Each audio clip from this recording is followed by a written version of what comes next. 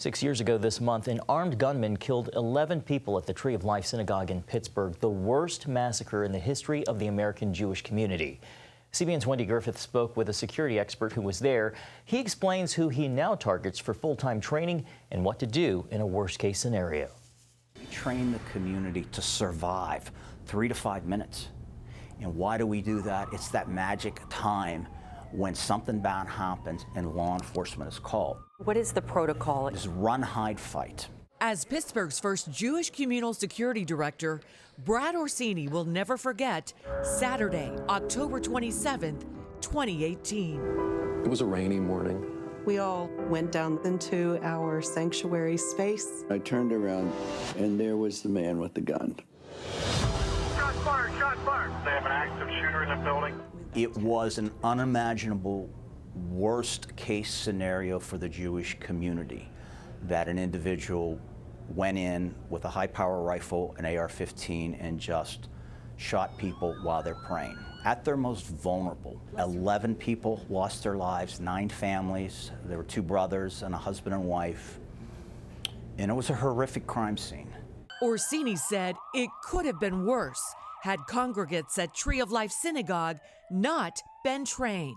The Pittsburgh community and the Jewish community trained for this, and we spent, from the time the program started in January of 2017 up until the shooting, we trained over 6,000 people in the Jewish community on basic safety measures, how to save your life. Orsini says the #1 rule in a shooting attack is run.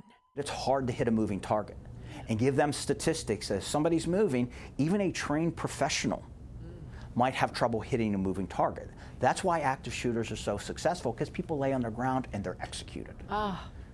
And we know that because they're paralyzed with fear, because their mind can't react, because their heart rate is so high. During the Tree of Life, there was a 90-year-old man who ran up 2 flights of steps, barricaded in a room, and lived. Stephen Weiss credits the training as well as God for saving his life that day. I ran up the side of the chapel, across the bima, and out a door that's on that side of the bima. As I was going out of the door, shots were starting to happen in the chapel itself. I look back on it, and to me, God has a reason why I'm still here. Orsini now trains the Jewish community in security on a national level. He says with the growth of antisemitism, the need is more important than ever. We're doing a training module for our Jewish campus students as well, to give them that heightened awareness, to give those tools necessary so they can feel more empowered and resilient, because we want them to live their best Jewish life, especially on campus. They should feel free to wear a kippah, wear a Star of David, whatever that is, moving throughout the campus. If they don't feel that, we are losing.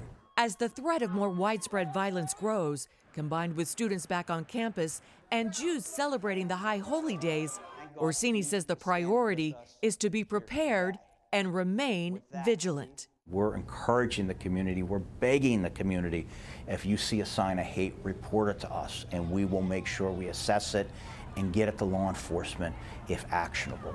Wendy Griffith, CBN News.